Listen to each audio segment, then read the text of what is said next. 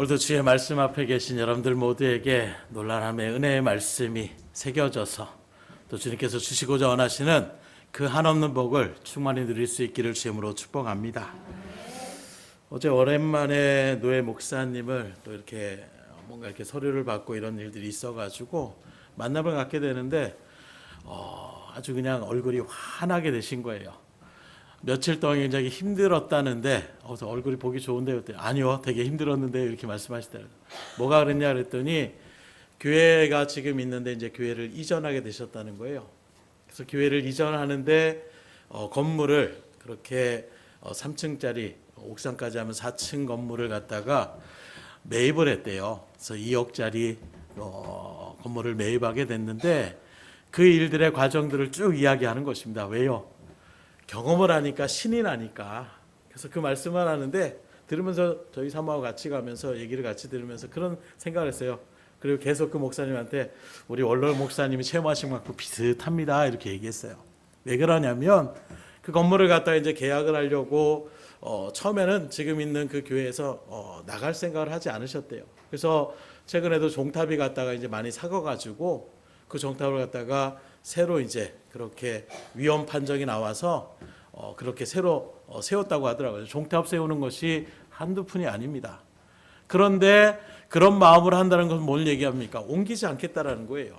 그런데 갑자기 하나님이 감동을 주셔서 기독교 이런 보다가 어떤 교회 건물이 이렇게 나왔다고 해서 그냥 한번 보러는 가보자 하는 마음으로 그렇게 발걸음을 옮기셨다는 거예요. 발걸음을 옮기셨는데 건물들이 있을 때 또 교회 안을 딱 바라보니까 깔끔하고 마음에 쏙 든다라는 것입니다. 그래서 맞이했던 그 목사님도 굉장히 반기면서 꼭 이렇게 좀 연결됐으면 좋겠다. 네, 알겠습니다. 제가 금요일까지 말씀을 드리겠습니다 하고 이제 돌아왔는데 하나님 앞에 기도하고 또 자기 사모님한테 또 이야기를 하고 같이 기도하며 나가는 가운데에 당장 가지고 있는 돈이 없는 거예요. 그래서 돈을 갖다가 먼저 막 부랴부랴 어떻게든 끌어모아서 계약금을 갖다가 2천만 원을 갖다가 먼저 만들어야 되는데 그렇게 끌어모아서 한 돈이 1,000만 원밖에 못 모았다는 거예요. 나머지 1,000만 원을 어떻게 할 수가 없으니까 계약을 하기가 힘들잖아요. 그런데 그 건물 지금 팔려고 내놓으신 그분이 갑자기 연락을 해가지고 계좌번호를 좀 알려달라고. 그래서 계좌번호를 왜 알려달라고 얘기하시는가? 내가 필요하니까 알려달라고. 그래서 그 얘기를 듣고 사모는 이거 뭔가 수상하다. 사기꾼 아니냐. 그러면서 그렇게 알려주고 난 다음에 계약금이 아니라 그 계좌에 1,600만 원인가? 그렇게 돈을 갖다가 입금을 했다라는 거예요. 그거 목사님 쓰시라고. 이해가 안 되시죠? 지금 건물을 지금 팔려고 내놨는데 그 팔려고 하는 건물주가 지금 계약을 할지 안 할지 모르는 그 목사님한테 1,600만 원이 되는 돈을 갖다가 붙였다는 거예요. 필요하실 때 쓰시라고. 근데 그 돈이 어떤 돈이냐? 하나 앞에 내가 이렇게 다른 데다 이렇게 헌신하고 성교비로 이렇게 하려고 이렇게 도움을 주려고 하는데 하나님이 자꾸 막으시더래요.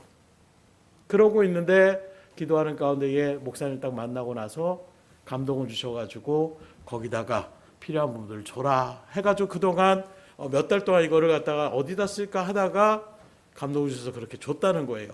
이때도 역시 사모님은 의심을 했답니다. 1,000만 원 주고 2억을 갖다가 사기치려고 하는 거 아니냐. 저 같아도 그런 생각이 들겠어요. 아니 이게 건물을 갖다가 지금 팔려고 내놓은 사람이 오히려 돈을 갖다가 한두 푼도 아니고 1,000만 원이 넘는 돈을 갖다가 그렇게 준다라는 게 너무나도 수상하잖아요.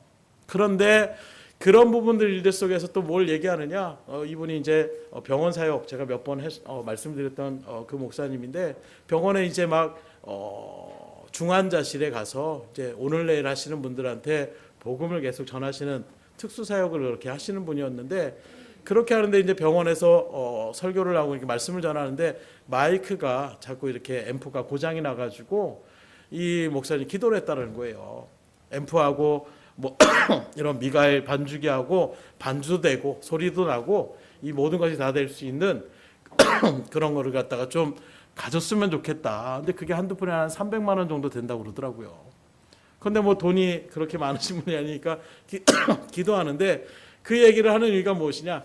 1,000만 원만 있으면 되잖아요. 계약금 2,000만 원이니까. 근데 거기에 1,600만 원을 준 게 거기서 300만 원 그리고 또 필요한 뭐 또 거기에 있었던 것들이 딱 맞춰져서 그렇게 해서 그 돈을 갖다 딱 받으니까 아 이거 하나님이 응답하신 것이다. 목사님은 신이 났고 사모님은 의심을 하고 있고 그래서 그 일들 가운데 추진하며 나가는데 결국에는 이래저래 해가지고 대출을 내서 사기를 당한 것이 아니라 이제 그 건물을 갖다가 매입하게 돼가지고 그래가지고 아 그럼 저 한번 보고 오고 싶다고 그래서 인천에 계셔가지고 가서 이제 봤는데 깔끔하더라고요. 그렇게 공간이 큰 그런 규모는 아닌데 안에도 다 이렇게 예배 드리기에 딱 적합하게 이렇게 돼 있어가지고 너무 막 감동받고 신이 나는. 그래서 예전에 우리 원로 목사님도 이 건물을 갖다가 할 때에도 여러분들 얘기를 몇 번 들으셨을 거예요. 오히려 이런 방법 저런 방법. 근데 이분도 사실 대출을 받으려고 하는데 은행에서 대출을 받기가 쉽지 않은 것입니다. 특별히 목회자가 대출 받는 것은 더더군다나 힘들더라고요. 그래서 막 은행을 뭐 9군데가 돌아다녔는데 대출을 해준다. 뭐 이렇게 저렇게 해준다고 해서 가면 말이 틀려지고 가면 말이 틀려지고 그래서 막 지친 가운데 있는데 그 모든 것들도 하나님께서 결국에는 계약할 수 있도록 물론 대출을 받아서 완전하게 이것을 채무를 다 끝난 것은 아니지만 어쨌든 하나님께서 그렇게 역사하시는 일들 그 말을 들으면서 다시금 느낀 게 제가 그런 얘기를 했어요. 철야에도 같이 말씀드렸던 것처럼 같은 씨와 같은 사람이 하나님이 그렇게 씨를 뿌려도 마음밭에 따라서 열매를 맺느냐 못 맺느냐. 제가 아유 목사님은 정말 좋은 밭이 돼가지고 그냥 하나님 말씀에 그냥 씨가 뿌려져서 풍성한 열매인데 저는 아직도 돌짝밭인 것 같아요. 이렇게 말씀드렸더니 아이고 목사님 왜 그러십니까? 이렇게 얘기를 하는데 은혜가 막 넘치는 거예요. 지금도 하나님은 역사하시더라고요. 지금도 간절함을 하나님의 뜻 가운데서 정말로 놀라운 일들을 또 하나님의 어떠한 일들이라도 감당하려고 나아가는 그 열심을 하나님이 그냥 내버려 두시지 않으시더라고요. 오늘 변화산에 어디에 있습니까? 하나님께서 놀랍도록 변화했던 이 변화산에 그 삶의 일들 가운데서 세 부류의 사람들을 좀 우리가 지정을 해서 말씀을 나누고자 해요. 먼저 오늘 말씀에 바라보게 되면 예수님께서 전도의 사역들을 막 제자들과 긴 여정의 사역을 이제 하시고 그 다음에 변화산으로 3명의 제자들을 따로 그렇게 올라가셨다라고 이야기하고 있습니다.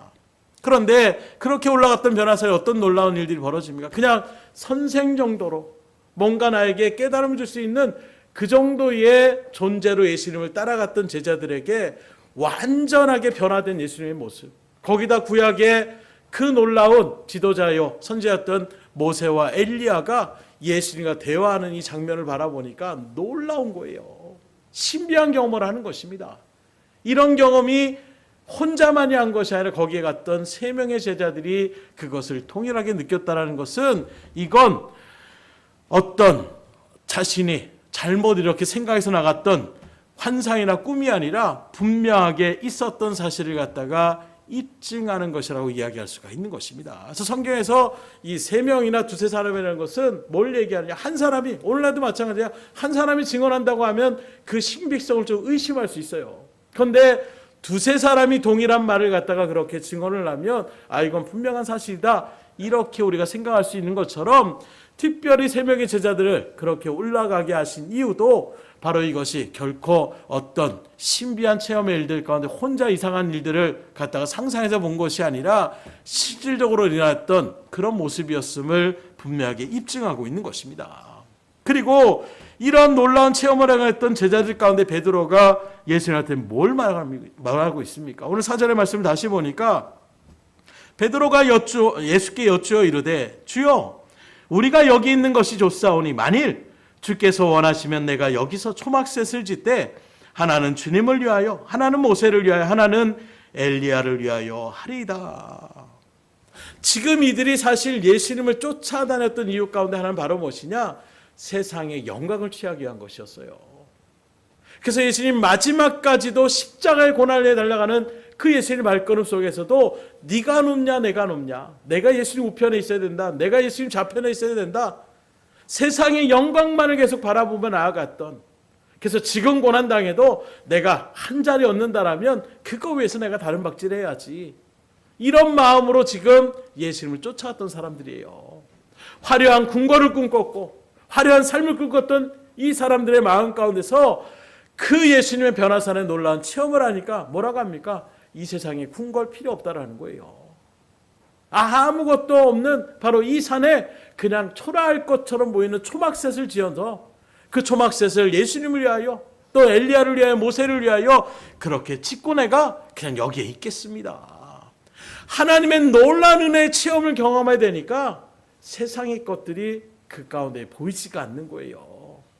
세상에 내가 성공을 해야지, 뭔가 행복을 누려야지, 뭔가 내가 그 위치 가운데 서야지 하는 이런 마음들이 하나님의 놀라운 광경을 체험하게 하시니까 그 마음이 온데간데 없고 나 그냥 여기 있으면 좋겠습니다. 내려가고 싶지 않습니다. 이런 고백을 지금 하고 있더라는 거예요.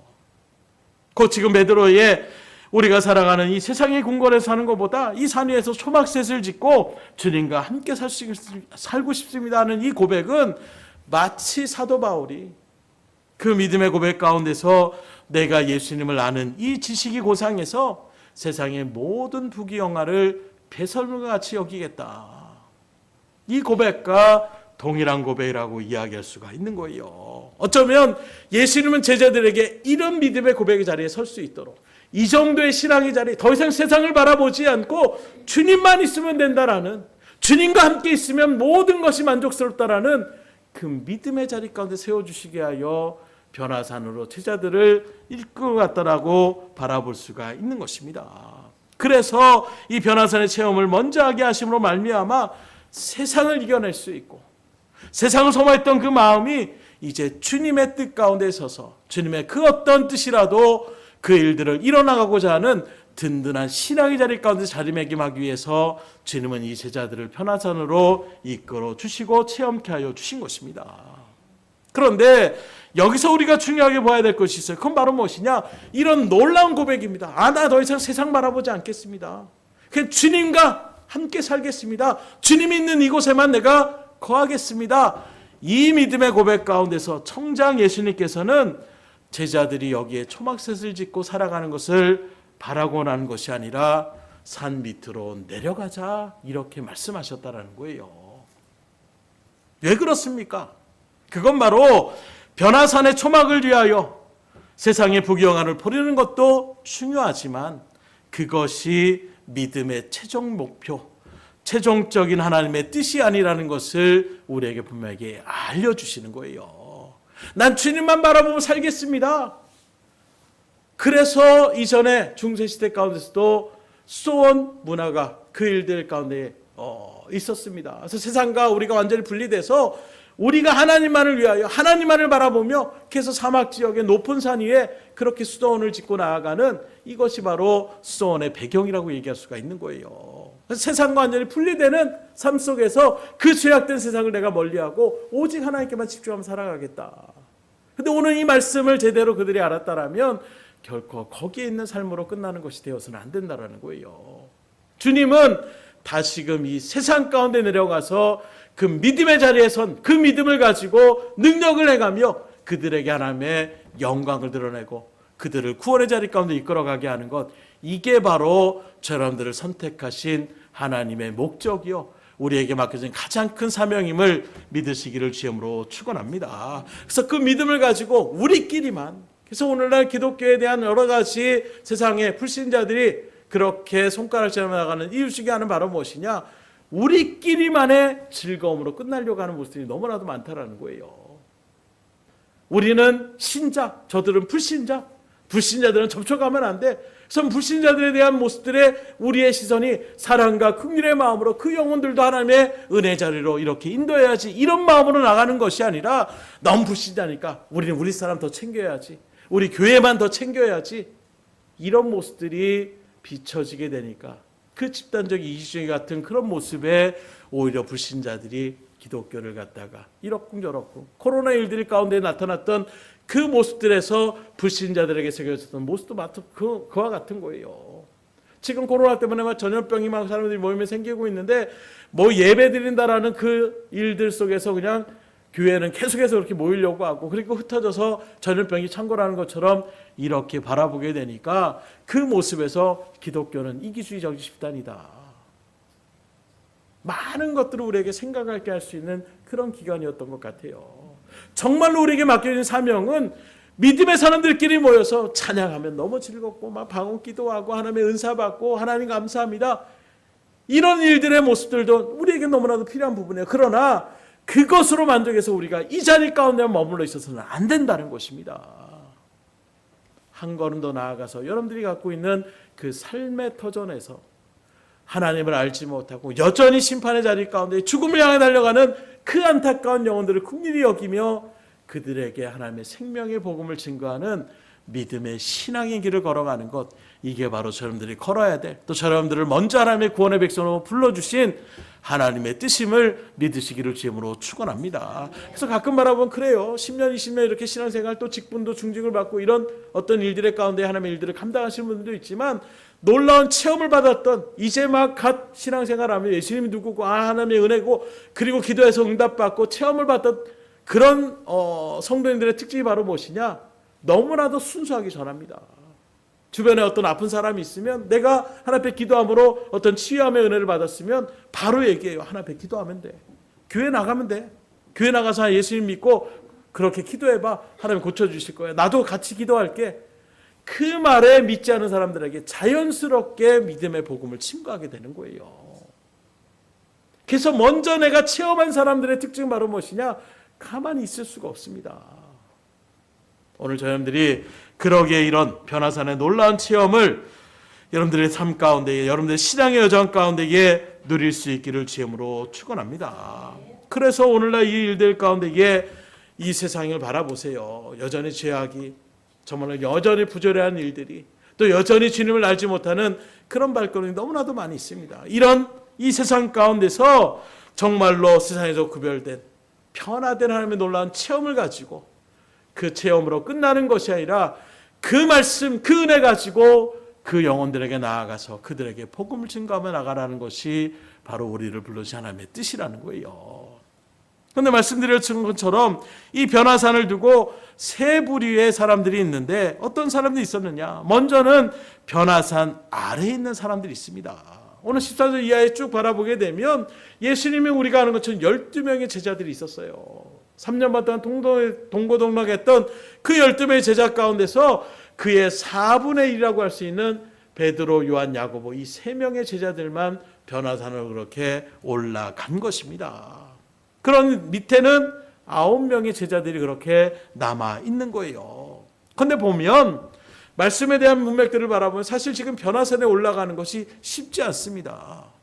오늘 말씀을 바라보면 높은 산이라고 분명하게 표현하고 있어요. 따로 높은 산에 올라가심에 지금까지 제자들은 전도함에 다녔습니다. 전도하며 나가는 일들 속에서 또 스승님이 제자를 갖다가 잘 섬기며 그렇게 시중을 들 것은 시중을 들고 음식이 필요하면 음식을 또 구하며 다름막질하며 나갔던 이런 일들의 발걸음을 지금 제자들이 주님과 함께 이곳저곳 돌아다니면서 전도 여행을 마치고 있는 거예요. 그 마지막의 일들 속에서 이제는 어떤 모습이 있습니까? 쉬고 싶을 수 있는 것입니다. 열심히 사역의 길을 걸어가고 이제 쉬고자 하는 이런 일들 가운데 예수님께서 다시 야 산으로 올라가자 이렇게 얘기했을 때에 그 발걸음을 떼기가 쉽지 않는 거예요. 또 일어나야 돼요. 우리 또 지금 이렇게 올라갔는데 또 그 산에 올라가자고요. 마음 가운데에 부담이 될 수도 있는 거예요. 육신적으로 고난이 그 자리 가운데 있을 수도 있는 것입니다. 오늘날에도 믿음의 길을 신앙의 여정들을 바라보게 되면 이러한 생각들을 하시는 분들이 적지 않더라고요. 어떤 생각들이냐? 신앙생활 적당히 하면 되지. 뭐 그렇게 죽을 줄 살 줄 모르게 그렇게 극성스럽게 예수님 믿는 그런 믿음 가운데 설 필요가 있느냐? 주일날 예배 한 번 참석하면 되지. 수요 예배를 참석하고 금요 예배를 참석하고 새벽 기도를 참석하고 구역 예배를 참석하고 수많은 그런 일들 가운데 굳이 마음 쓰들 필요가 있느냐? 한 번 나가기도 벅차다. 아마 이 자리에도 그런 마음을 가지신 분들이 있을지 모르겠어요.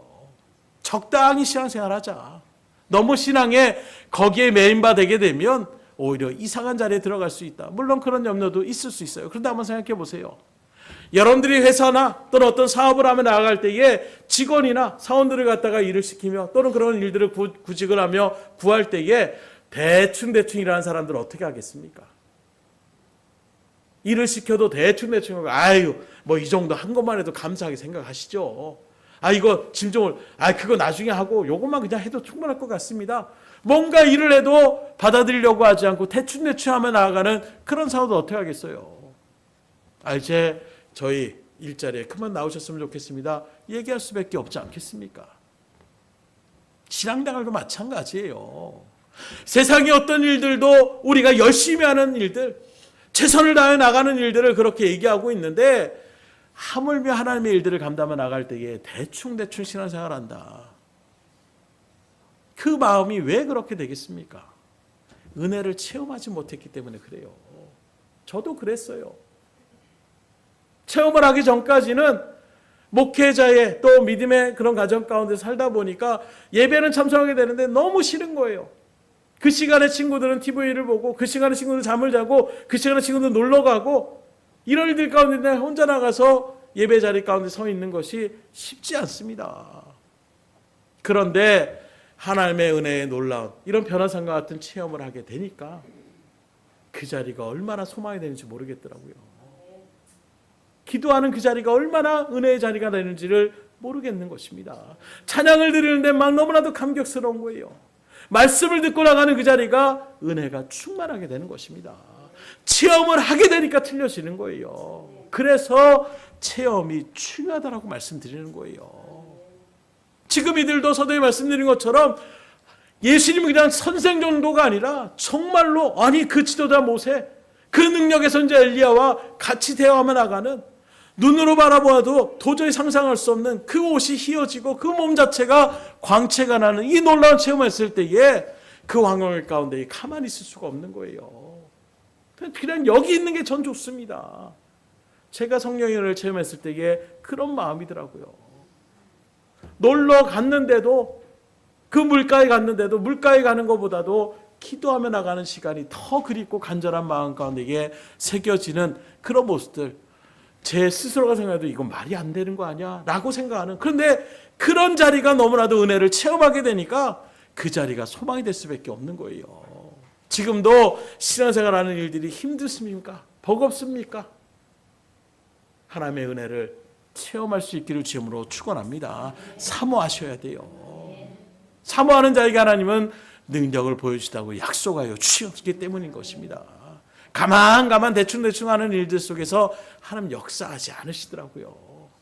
뭔가 마음 가운데 하나님 왜 이렇습니까? 때로는 따져 묻는, 왜 따지겠습니까? 그만큼 고심했기 때문이에요. 그런 사람들에게 우리 하나님 역사하십니다. 그런데 그냥 이렇쿵 저렇쿵 바람이 이는 대로 왔다 갔다 하는 그 신앙인 하나님이 그 놀라운 능력의 역사들을 체험케 하여 주시지 않는 거예요. 여러분들 가운데 이 뜨거움의 사모함이 다시금 온전하게 새겨져서 정말 하나님의 놀라운 은혜를 체험할 수 있기를 주님으로 축원합니다. 그러면 신앙생활이 틀려져요. 힘들고 억지로 가는 신앙생활이 아니라 그만큼 정말 신이 나고 그만큼 소망이 되고 그만큼 기쁠 수가 없는 거예요. 이왕에 같은 길을 걸어가신다라면 억지로 꽃들에 끌려가는 그 소처럼 억지로 끌려가지 마시고 즐거움으로 어디 또 가야 되는데요? 와 저것도 멋있다. 이렇게 신남으로 나아갈 수 있는 여러분들의 신앙의 여정이 될 수 있기를 주님으로 축원합니다. 그래서 지금 밑에 있는 9명의 제자들 바라보세요. 변화산의 이 놀라운 경험들을 그들을 경험하지 못했습니다.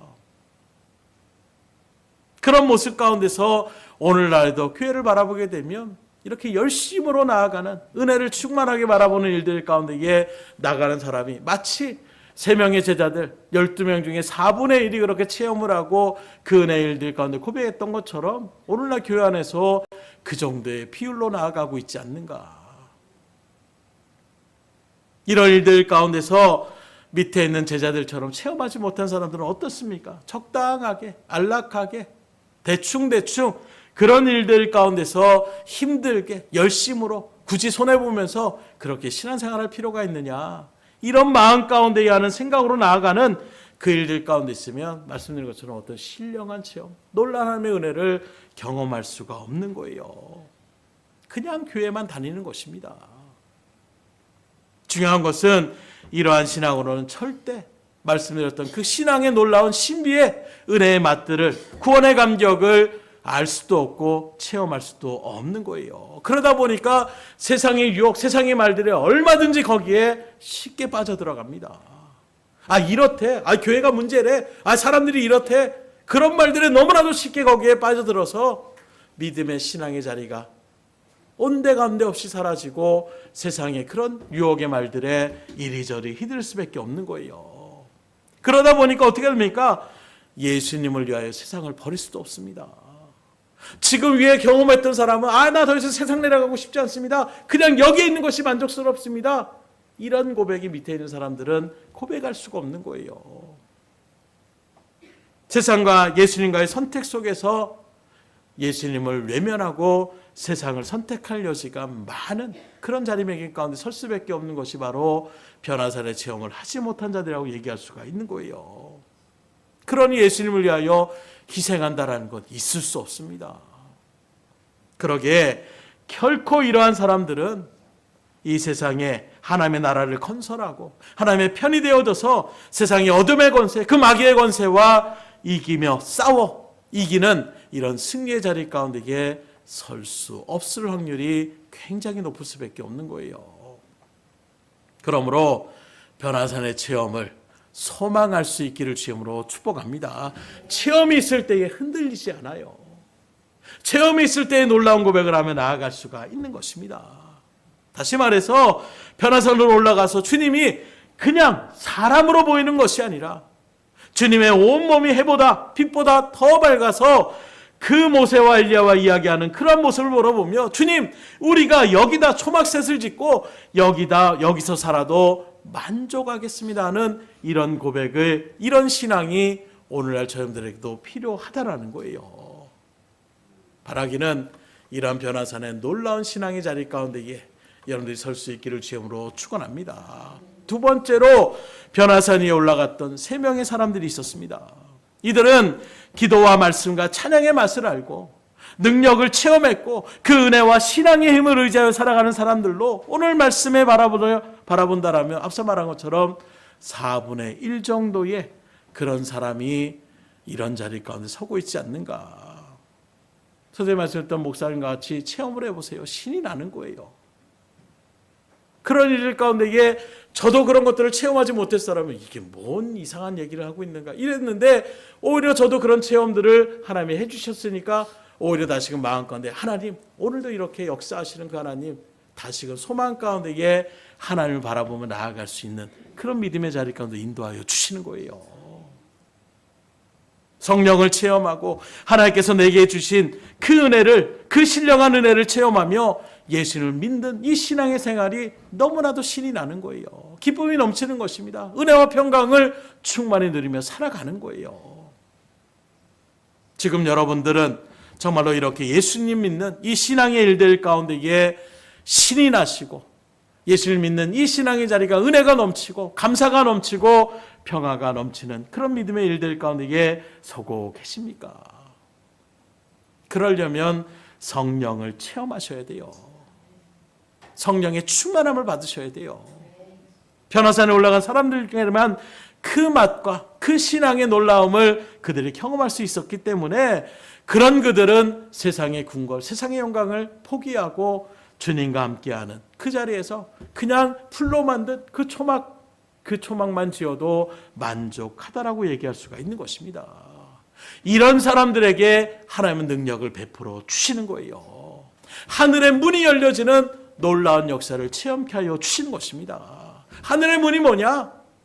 우리가 바라보는 육신의 어떤 보여지는 이런 문들만이 있는 것이 아니라 보이지 않는 곳에도 문이 있다는 것을 말씀을 들으니까 깨달을 수가 있어요.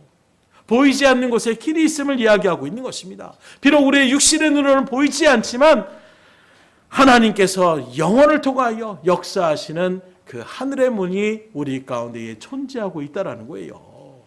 이 영혼의 문, 이 하늘의 문이 열리게 되면, 그 안으로 들어가게 되면 놀라운 일들 가운데에 체험을 하게 되고 신앙의 성숙의 자리 가운데로 인도하여 주신 것입니다. 한때 등대교회에서 이런 신비한 체험을 하셨던 분들이 굉장히 많았어요.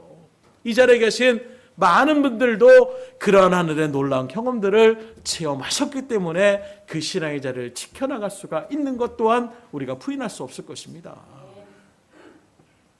이런 일들 가운데 서면 잠깐 흔들렸다가도 결코 세상의 어떤 미혹과 세상의 어떤 일들 가운데서 무너지지 않고 신앙의 중심의 자리에 설 수가 있는 것입니다.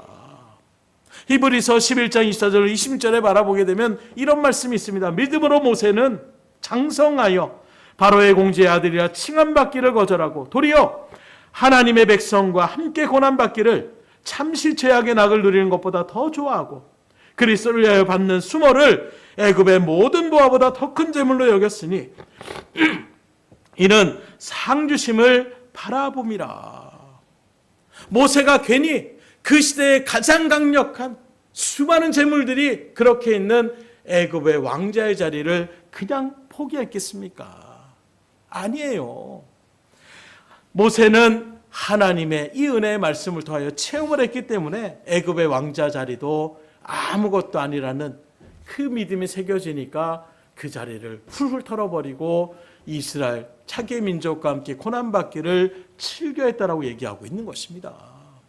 사도 바울이 로마의 시민권자, 그 시대에 가장 강력한 온 세계를 지배하며 나간다라고 할 수 있는 로마의 시민권자라는 오늘날의 미국의 어떤 시민권을 받았을 때 나타나는 놀라운 혜택들, 이걸 받기 위해서 지금도 대한민국 사람들 가운데 받으려고 노력하는 사람들이 있는데 지금의 미국의 시민권과는 비교가 되지 않아요. 그 시대 로마의 시민권은 엄청난 혜택이 있는 것입니다. 그러한 시민권자요, 또 자기가 가지고 있었던 여러 가지 바리새파의 어떤 위치와 자기 가문에 충분히 누릴 수 있었던 여러 가지 것들을 그들은 푼토와 같이 여기고 배설물 같이 여기고 그렇게 내려줄 수 있었던 이 모든 것들도 그가 하나님을 통하여 그 하늘문에 들어가서 하늘나라를 체험했기 때문에 그 모든 것들을 배설물같이 여기고 세상의 그 모든 부귀영화들을 충분히 내려놓을 수 있는 신앙의 발걸음 가운데 섰음을 이야기하고 있는 것입니다. 그런데 중요한 것이 있어요. 여러분들 그런 은혜를 사모할 수도 있습니다. 그러나 이 문은 아무 때나 그냥 흔히 말해서 남자들이 군대 가면 군방식에는 오늘도 계속해서 돌아간다. 언젠가는 제대할 날짜가 온다라는 거예요. 그러나 이런 하늘의 문은 가만히 있는다고 열려지는 문이 아닙니다. 간절히 사모하는 자에게 하나님이 열려주시는 거예요.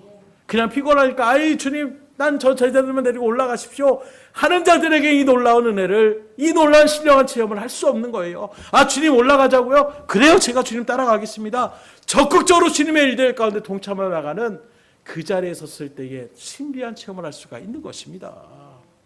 그러기에 대충 신앙생활 하지 마시고 회사에서도 대충 하는 사람들에게 승진을 시키겠어요? 아니면 열심히 회사를 위해 노력하는 사람들에게 승진을 시키겠어요? 더 높은 자리에, 더 많은 권리에, 더 높은 그런 일들을 누리며 나가는 것처럼 신앙도 마찬가지예요. 대충 억지로 하는 그런 발걸음 가운데 하면 그 영혼들을 더해 역사하지 않습니다. 누구보다도 기도하고 하나님의 일들을 사모하고 그 영혼을 구원하기 위해 나를 막질하고 하나님의 뜻대로 살고자 몸부림치며 나가는 그 영혼들에게 하나님 체험케 하여 주시는 거예요. 왜요? 그 믿음을 더 든든히 세워주시기 위해서. 아 정말로 지금 하나님께서 붙잡아 주시는구나. 지금 하나님께 기도하면 하나님 역사하여 주시는 것이구나. 그러니까 그런 모습에서 그런 체험을 하니까 어떻게 합니까? 목사님 우리를 위해서 계속해서 기도해 주세요. 기도의 능력이 어떤 것이라 하니까 기도를 부탁하는 거예요. 물질을 좀 주세요. 얼마쯤 있으면 좀 줬으면 좋겠습니다. 신앙의 체험을 하는 사람들. 그래서 그런 일들을 체험하니까 그 목사님이 담대하게 얘기하다. 이제는 전 물질에 대해서는 별로 걱정하지 않아요. 하나님이 어떻게든 인도하여 주실 것입니다. 그 믿음이 어떻게 생기겠어요? 이상한 경험들을 하게 만들잖아요. 아니 돈을 한 푼이라도 더 받아가지고 내가 유익을 챙겨야 될 사람이 오히려 돈을 주면서 그 일들 가운데서 일을 진행한다는 것, 세상의 상식적으로 이해가 되지 않잖아요. 이런 일들을 경험하고 하나님께서 이런 일들을 주관하며 나가시니까 아 기도하면 되는구나. 아 하나님이 함께 하시면 역사하시는구나. 그 물질 때문에 내가 걱정하는 거 이게 전부가 아니라 하나님께서 인도하시고 간섭하시면 그 모든 일들을 이뤄나갈 수 있는 것이구나. 그럴 때 넉넉함이 생기는 거예요. 예전에 내가 좀 해야지, 내가 열심히 해야지, 이 일들 가운데 있다 보면 어떻게 합니까? 뭔가 발등에 불이 떨어지면 난리가 나는 것입니다. 그러나 능력의 하나님을 체험하게 되면 마음 가운데 넉넉함이 생기는 거예요. 순리대로 하나님 풀어주세요. 하나님이 어떤 일을 예비하셔도 오히려 그 일들 가운데 넘어지고 낙심하고 절망하지 않는, 오히려 믿음이 더 든든히 설 수 있도록 붙잡아 주시옵소서. 이렇게 믿음으로 고백하며 나갈 수가 있는 것입니다. 그러니 신앙의 기왕의 신앙의 길을 거셨으면 더 열심으로 하나님을 만날 수 있기를 주님으로 축원합니다. 그래서 체험이 전부는 아니지만 체험을 하는 것이 굉장히 유익이 돼요. 그러려고 여러분들이 기도하셔야 되는 거예요. 기도 잘 못합니다. 하나님, 오늘 목사님 말씀 듣고 성경 말씀 알아보니까 신비한 체험을 하면 뭔가 신앙적으로 더 든든하게 하는데 참 위태위태합니다. 제가 생각해도 내가 신앙인인가, 내가 신앙생활을 얘기할 수 있는가, 이런 마음 가운데 있는데 하나님, 정말로 신앙인처럼 나도 한번 살고 싶습니다. 하나님 보여주시면 내가 그 일들 가운데에 하나님의 뜻대로 더 열심으로 충성하겠습니다. 기도해 보세요. 간절함을 기도하면 하나님 보여주십니다. 저도 그런 마음이 생기더라고요. 처음에는 에이 저게 뭐 되겠어? 뭐 사람들이 뭐 사기치나? 의심부터 하는 그런 마음이 있었는데 이게 한두 명 주변에서 그런 은혜를 체험하니까 어느 순간에 창피하더라고요. 그냥 뭐 목회자들이 뭐 대단한 건 아닌데 목회자 아들로서 딴 사람들 은혜 받는데 나는 못 받아. 그러니까 어느 순간에 마음에 도끼 아닌 도끼가 생겨가지고 그냥 오늘 나에게도 은사 안 주시면 저도 꼭 받고 싶지만 정말로 간절하고 기도하니까 그때 하나님이 체험케 하여 주시더라고요. 그러고 나니까 얼마나 신이 나는지, 은혜가 넘치는지, 크게는 그런 일들 속에서 이렇게 사역의 길을 걸어갈 수 있도록 하나님께서 이끌어 주시더라고요. 하나님은 지금도 동일하세요. 간절히 부르시죠 보세요. 하나님께서 크고 놀라운 은밀한 일들을 여러분들에게 보여주시고 나타내 주실 것입니다. 그러면 그 은혜를 체험하며 나가시면 되는 거예요. 특별히 이런 일들 가운데 바라보게 되면 이런 하늘의 문이 어떤 사람들에게 열리게 되느냐, 뭐 다 그런 것은 아니지만 많은 사람들이 이 일들 가운데 열리는 것이 고난이 닥쳤을 때 이런 문이 열려지더라고요. 왜 그럴까요? 뭔가 내가 만족감이 있고 내가 뭔가 할 수 있다라고 한다면 하나님을 바라보려고 하지 않아요. 간절한 마음이 생기지 않습니다. 뭔가 하려고 하는데 뭐 굳이 내 마음 가운데 안 해도 뭐 별거 없는데, 근데 정말로 내 발등에 이것 아니면 하나님 아니면 안 된다라는 이 마음이 사면이 다 우겨쌈을 당하는 것처럼 막혀지게 돼서 그때 그래 하나님이라도 내가 붙잡고 나가야지. 그리고 하나님 앞에 나아갈 때에 그때 이런 은혜들을 체험케 하여 주시더라고요. 이런 간증들은 정말로 많이 주변에서도 우리 등대급만이 아니라 목회자들도 또 만나는 사람들 가운데서도 얼마나 많은 이런 간증들. 목사님 제가 예전에 막 사업도 하고 막 이렇게 됐는데 어느 순간 그게 다 막혀버리더라고요. 예배 생활도 제대로 하지 않고 뭐 세상의 일들이 너무 바빠가지고 예배 빠지는 것이 뭐 별거. 그런데 어느 순간에 그것이 하나하나 다 막히기 시작해서 이제는 끝이구나 하는 마음 가운데서 마음에 불씨를 하나님께서 세워주셔서 하나님 앞에 기도하게 하여 주시는데, 기도하면 하나님 앞에 나아갔더니 하나님께서 그 문제들을 풀어주시는 이런 일들을 체험했습니다. 하나님 지금도 살아계십니다. 그런 고백들을 하시는 그런 분들을 참 많이 만나게 돼요. 오늘 여러분들도, 그런데 제가 말할 때는 그거예요. 이왕이면 고난 받기 전에 주님을 찾으시면 좋은데, 저도 경험해 보니까 고난 받고 찾으면 이게 말처럼 쉽지 않아요. 하나님을 의지하며 나가는데 그 절절함, 간절함은 생기는데 그 간절함과 동시에 어떤 마음이 있습니까? 혹시 안 되면 하는 의심이 들어올 때마다 막 정말로 잠을 못 이뤄요. 이왕이면 여러분들의 삶의 일들 가운데서 간절함의 마음 가운데 늘 주님 아니면 안 됩니다라는 그 심령으로 주님 앞에 나아갈 수 있기를 주님으로 축원합니다. 그렇게 될 때 주님께서 은혜를 베풀어 주시는 거예요. 어떻습니까? 지금 여러분들에게는 변화사의 체험이 분명히 있으십니까? 갑자기 아멘이 줄어드세요. 많이 경험하신 걸로 알고 있는데 시편 34편 8절에는 이렇게 말합니다. 너희는 여호와의 선하심을 맛보아할지어다. 그에게 피하는 자는 복이 있도다. 여기도 뭐라고 하면 맛보아할지어다. 이 말은 체험하라는 거예요. 말씀으로만 그냥 쟁쟁쟁쟁 외우는 그런 것이 아니라 그래 아브라함 그런 사람이지, 야곱 그랬지, 모세 그런 사람이었지, 예수님이 뭐 이런 일들을 했었지, 이게 그냥 머릿속에만 있는 것이 아니라 맛을 보아 알지라는 거예요. 그래서 우리가 시시코너 하는 일들 뭡니까? 포장으로 냉장식품에 뭐 이런 것들을 했을 때에 저거 맛있어 보이는데 에이 맛없을 거야. 그래서 시식을 권하는 거예요. 맛을 딱 보니까 저도 그래가지고 괜찮은데 이거 사자 이렇게 해서 사는 적도 있어요. 맛을 보면 그때 틀려지는 거예요. 그걸 바라보는 것이 틀려지는 것이죠. 관점이 틀려지는 거예요. 신앙의 세계가 열려지기 시작하는 것입니다. 그러면 신이 나는 거예요. 은혜가 넘치는 것입니다. 제가 성경하면서 항상 비행기를 타고 올라가면 느껴지는 것 중에 하나가 늘 말씀드린 것처럼 타보신 분들은 알 거예요. 처음에는 막 건물들이 다 보입니다. 잠시만 보여요. 점점 더 높이 올라가면 그저 다 점으로 보입니다. 높은 곳에 올라가면 그 아래를 바라보면 누가 키가 크고 누가 작은지 의미가 없어요. 그런데 오늘날에도 이 세상의 관점 가운데 바라보게 되면 네가 잘났냐 내가 잘났냐, 네가 높으냐 내가 높으냐, 세상의 관점으로는 조그만 거 하나라도 뭔가 격차를 내어줘서 뭔가 그 일들 가운데서 다른 사람보다는 내가 높은 자리에 올라가려고 아둥바둥하며 나가는 이런 모습들. 그러나 하늘의 관점으로 바라보면 아무것도 아닌 거예요. 제자들이 가면 이 변화산의 체험, 세상의 영광을 우습게 볼 수 있게 되는 것입니다. 하나님이 주신 주님과 함께한 그 산 위에서 집을 짓고 살아도 초막일지라도 하나님 만족합니다. 하나님 감사합니다. 주님만 있으면 괜찮습니다. 이런 믿음의 고백 가운데 설 수 있는 거예요. 그리고 하나님이 이런 믿음의 자리 가운데 선 사람들에게 능력을 더하여 주셔서 하나님의 일들을 감당케 하여 주시는 것입니다. 그 사도 바울을 바라보세요. 하늘나라의 영광을 체험하게 되니까 나 이따 있고 하나님 더 높은 자리에 더 많은 명예 가운데에 이 일들을 몸부림쳤습니까? 그렇지 않습니다. 하나님의 놀라운 은혜의 체험을 하게 되니까 이 세상의 것 아무것도 아니구나. 잠시 잠깐 내가 고난당해도, 억울함을 당해도, 오해를 당해도, 살해의 어떤 그런 의도를 당해도 괜찮습니다 거예요. 오히려 내가 빨리 죽었으면 좋겠다. 주님의 품으로 빨리 올라갈 수 있으니까. 이런 사도 바울을 누구도 막을 수가 없는 거예요. 죽음의 역도 막을 수가 없는 것입니다. 오늘 이러한 신앙의 일들 가운데 걸어갔던 우리들의 신앙이 어느 순간에 다시금 퇴보하며 세상이 전부이냐, 그 세상 때문에 지금 울고 웃고 나아가고 있는 것은 아닌가. 조금만 뭔가 마음에 들지 않으면 다시 이스라엘 백성들이 이제 갓 가나안을 향하여 그 광야길을 걸어갔을 때에 물이 없으니까 난리를 치고, 먹을 것이 없다라고 난리를 치고, 발이 아프다고 난리를 치고, 보여지는 현상에만 그렇게 우리가 다시금 퇴보하고 있지 않는지.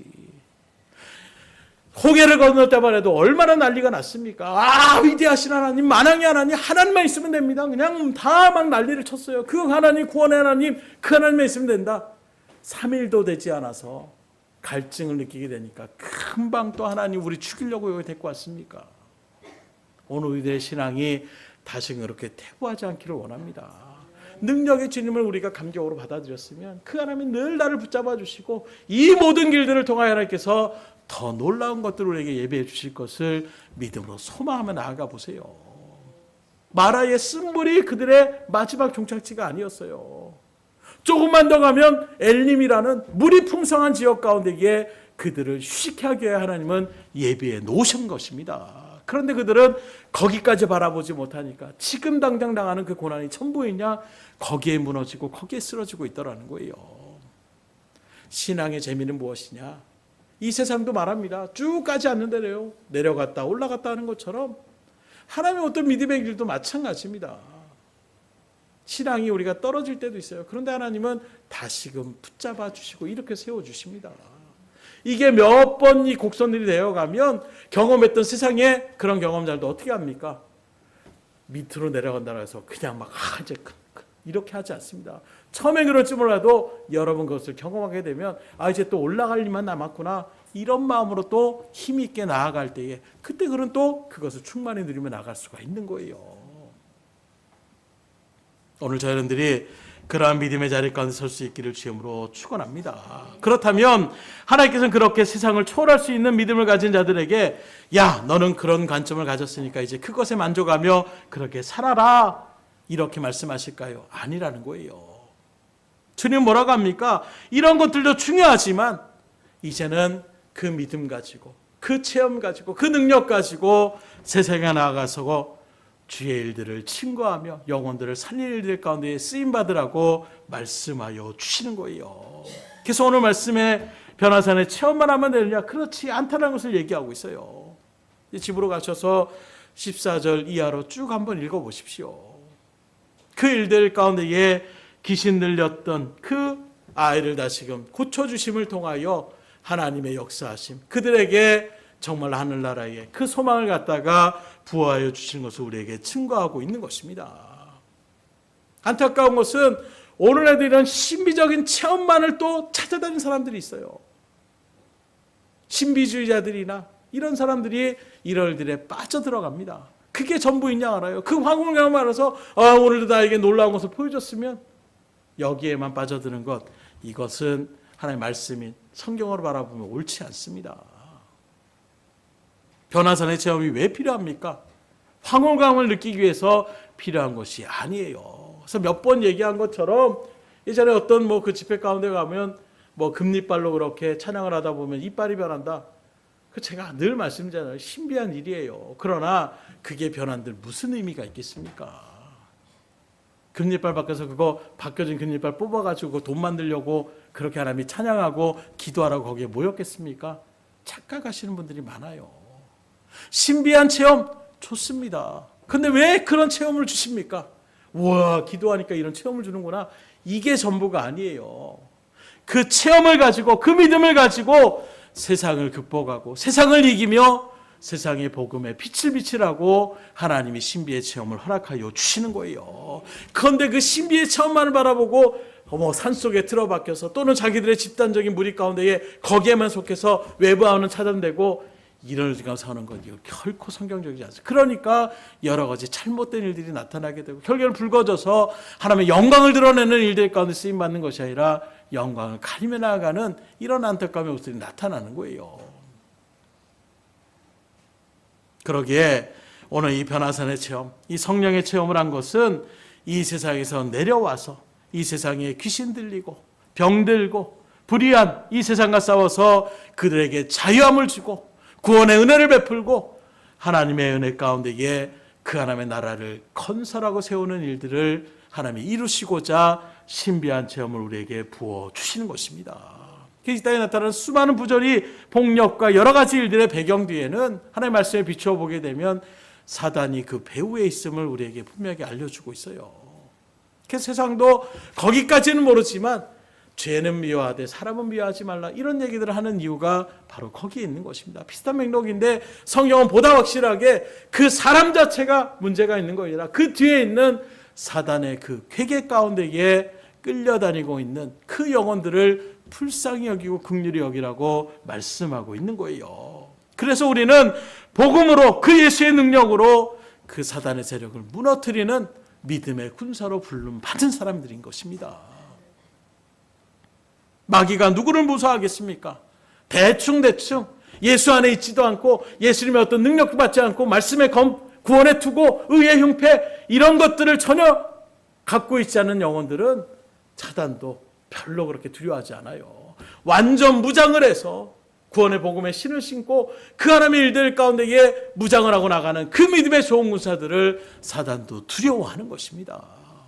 오늘 여러분들이 믿음의 좋은 군사가 될 수 있기를 주님으로 축원합니다. 은혜를 체험하면 말씀의 자리를 소망케 해요. 기도가 절로 그 자리 가운데 서게 됩니다. 전도를 절로 하게 돼요. 체험하게 되면 가만히 있을 수가 없습니다.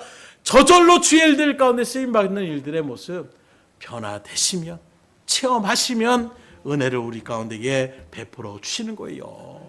그래서 변화산의 체험이 너무나도 중요합니다. 어느 순간에 우리가 하나님의 성령의 충만함의 은혜를 소홀히 여기며 나가고 있는 것은 아닌가. 충분히 내 힘으로 할 수 있고 이 세상에 충분히 내 그 모든 일들을 나갈 수 있다라는 이런 마음으로 어느 순간에 우리의 신앙이 퇴보되고 있지 않는가. 지금도 하나님은 통일하세요. 다만 그 하나님의 은혜를 받아들이고자 하는 우리의 마음의 자세가 딱딱한 길가가 되고 돌짝밭이 되고 가시덤불 같은 세상의 염려 가운데 놓여 있을 때에 성령의 열매들이 맺히지 못하는 것입니다. 좋은 밭으로 일궈 나가실 수 있기를 주님으로 축원합니다. 말씀을 드립니다. 오늘 신앙 안에서 우리는 세 종류의 사람이 있음을 같이 상고하였어요. 변화산 아래에 있는 사람, 변화산 위에서 그저 머물고 싶어하는 사람, 그리고 변화산을 체험하고 세상에 나가서 세상의 하나님의 나라를, 또 하나님의 자유함과 구원의 은혜를 베풀러 나가는 발걸음 가운데 세우는 사람. 과연 지금 여러분들은 변화산 어디쯤에 있습니까? 아예 애초부터 올라가지 못한, 체험하지 못하는 밑에 있습니까? 변화산의 은혜를 체험하기 소망하시기 바랍니다. 변화산의 은혜를 체험하셨습니까? 체험한 것을 통해서 나 주님 말씀 만족합니다. 그리고 그 자리에 머물러 있지 마시고 주님의 맡겨진 그 능력, 그 사명을 가지고 다시금 밑으로 내려오셔서 이 세상 가운데 하나님을 알지 못하는 그 불쌍한 영혼들을, 여러분들 주변 가운데 있는 아직도 주님을 알지 못하는 그 영혼들에게 복음을 증거하고 영혼을 살리는 일들 가운데에 정말로 하나님의 나라를 세우며 주님 앞에 영광 돌려 나갈 수 있는 여러분들의 복된 발걸음이 될 수 있기를 주님으로 축복합니다. 우리 옆 사람한테 선포하겠습니다. 변화산을 체험합시다. 꼭 체험할 수 있기를 주님으로 축복합니다. 기도하겠습니다. 하나님 감사합니다. 주님의 은혜 가운데에 우리의 신앙을 다시금 점검할 수 있도록 하나님 말씀 앞에 우리를 불러주셨고, 변화산의 그 놀라움의 변화일들 가운데에 나는 지금 변화산 어디쯤에 있는지, 아직도 변화산에 체험을 하지 못한 주의 영혼들이 있다라면 하나님 그 10년 가운데에 하나님의 놀라운 은혜를 체험케 하실 수 있게 하여 주셔서, 아니 그 은혜를 소망할 수 있는 그 마음에 불불듯이 일어나게 하여 주셔서 이 양의 주님 앞에 나아갈 바에 주님의 놀라운 은혜를 체험받고 변화된 삶으로 주님 앞에 영광 돌리기를 소망하며 나아갈 수 있는 은혜의 일꾼으로 주님 변화시켜 주시옵소서. 주님의 놀라운 성령을 체험한 주의 백성들이 있습니까? 하나님, 체험한 그 황홀경으로 그 신비한 체험으로 만족하는 것이 아니라 이제 그 능력 가지고 그 믿음 가지고 하나님을 알지 못하는 그 영혼들, 불쌍한 영혼들에게 하나님의 놀라운 은혜들을 그들에게도 충분히 하나님께서 역사하시면 그 문제가 해결될 수 있다고, 그 예수님이 함께 하시면 그 영혼 하늘나라의 구원의 자리 가운데 들어갈 수 있다고 담대하게 선포하며 나갈 때에 하나님 그 발걸음을 통하여 구원의 역사를 이루게 하여 주시고 하나님의 나라가 든든히 세워가게 하여 주시고 하나님의 놀라운 영광을 환히 드러내게 부족함이 없는 믿음의 발걸음이 다 될 수 있도록 역사하여 주시옵소서. 모든 것을 주님 앞에 의탁드리오며 예수의 손 받들어 기도드렸사옵나이다. 아멘.